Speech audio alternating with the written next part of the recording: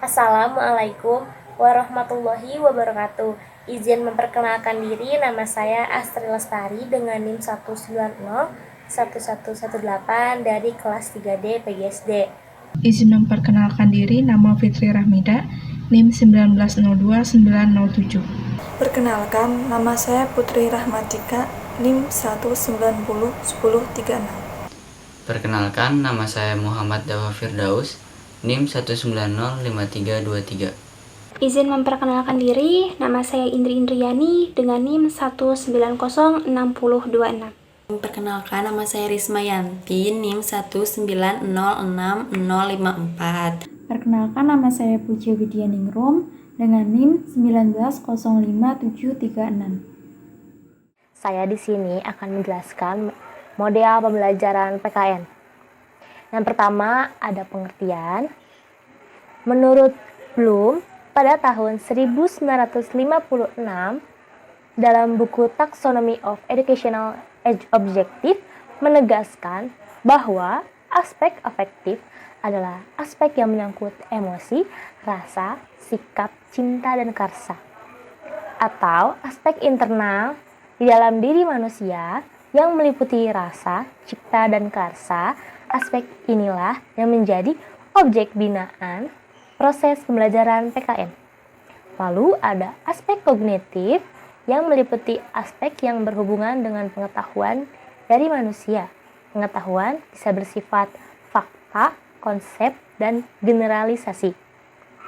Konsep dan generalisasi tersebut melalui mendengar, melihat, ataupun mengalami, dan ada pula kepribadian. Menurut Eri Sudewo dalam bukunya Best Practice Character Building menuju Indonesia lebih baik pada tahun 2011, mendefinisikan karakter atau kepribadian sebagai kumpulan sifat baik yang menjadi perilaku sehari-hari sebagai perwujudan kesadaran menjalankan peran, fungsi, dan tugasnya dalam mengemban amanah dan tanggung jawab. Selanjutnya ada pembelajaran interaktif.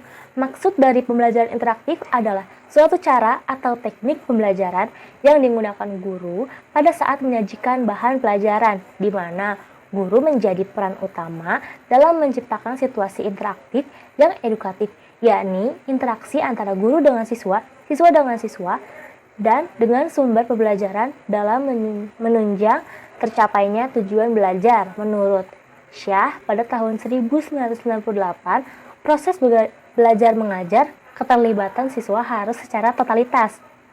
Artinya, melibatkan pikiran, penglihatan, pendengaran, dan psikomotor. Dalam proses mengajar, seorang guru harus mengajak siswa untuk mendengarkan, menyajikan media yang dapat dilihat, memberi kesempatan untuk menulis, dan mengajukan pertanyaan atau tanggapan sehingga terjadi dialog kreatif yang menunjang proses belajar yang interaktif. Selanjutnya, ada klasifikasi model pembelajaran interaktif. Yang pertama, ada model berbagi informasi. Apa sih yang dimaksud dengan model berbagi informasi ini? Maksudnya adalah anak diberikan kesempatan untuk berkelompok, lalu mencari informasi dari buku atau sumber lainnya, lalu guru memberi kesempatan lagi untuk menyampaikan hasil kajiannya. Yang kedua, ada model belajar melalui pengalaman. Yang dimaksud dari model belajar melalui pengalaman ini, pada model ini guru bertanya kepada siswa pengalaman apa saja yang pernah peserta didik lakukan yang sesuai dengan pembelajaran PKN tersebut. Lalu bisa juga membuat cerita tentang pengalaman yang sesuai dengan pembelajaran PKN. Yang terakhir, ada model pemecahan masalah, yang dimana guru menyajikan permasalahan yang memenuhi kriteria anak. Siswa berkelompok atau individual mengidentifikasi pola atau aturan yang disajikan. Siswa mengidentifikasi, mengeksplorasi, menginvestigasi, menduga, dan akhirnya siswa bisa memecahkan masalahnya dengan solusi-solusi yang telah mereka kaji.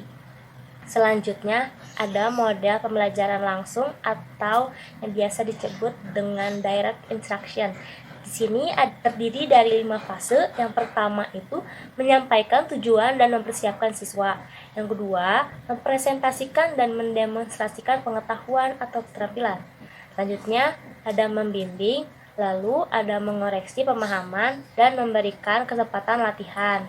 Tugas guru mengendalikan isi materi dan urutan informasi yang diterima oleh siswa sehingga dapat mempertahankan fokus mengenai apa yang harus dicapai oleh siswa. Pelajaran cooperative learning di sini terdiri dari 6 fase. Yang pertama, menyampaikan tujuan dan memotivasi siswa. Yang kedua, menyajikan informasi. Yang ketiga, mengorganisasikan siswa ke dalam kelompok belajar. Yang keempat, ada evaluasi. Dan yang terakhir, memberikan penghargaan. Di sini, tugas guru bertugas untuk mendorong siswa untuk saling berinteraksi dan muncul rasa saling membutuhkan yang juga ketergantungan positif. Selanjutnya, ada model pembelajaran berbasis masalah atau problem-based instruction. Model pembelajaran yang berpusat kepada siswa dengan target hasil belajar pemecahan masalah dan menjadi pembelajar yang mandiri. Model pembelajaran berbasis masalah dapat dilaksanakan melalui 5 fase. Fase 1 adalah fase orientasi siswa pada masalah. Fase 2 mengorganisasikan siswa untuk belajar. Fase 3 membimbing penyelidikan secara individual dan kelompok. Fase 4 mengembangkan dan menyajikan hasil karya. Fase 5 menganalisis dan mengevaluasi proses pemecahan masalah. Selain itu, ada juga tugas guru, diantaranya menjelaskan tujuan, memotivasi siswa yang terlibat aktif dalam pemecahan masalah yang dipilih, membantu siswa mendefinisikan tugas belajar, dan mendorong siswa untuk mengumpulkan informasi yang sesuai dan masih banyak lainnya. Model pembelajaran dengan pendekatan inquiry pada hakikatnya sejalan dengan gagasan John Dewey tentang prinsip-prinsip pembelajaran interaktif.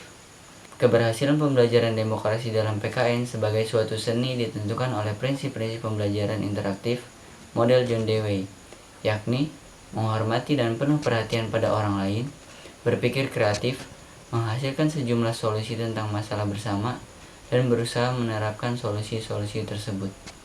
Untuk menerapkan model pembelajaran inquiry tentang konsep demokrasi, misalnya, seorang guru dapat membuka dokumen standar isi, misalnya kelas 2 semester 2 tentang sikap demokratis sebagai berikut. Standar kompetensi 3 menampilkan sikap demokratis. Kompetensi dasarnya 1. Mengenal kegiatan bermusyawarah. 2. Menghargai suara terbanyak atau mayoritas. 3. Menampilkan sikap mau menerima kekalahan.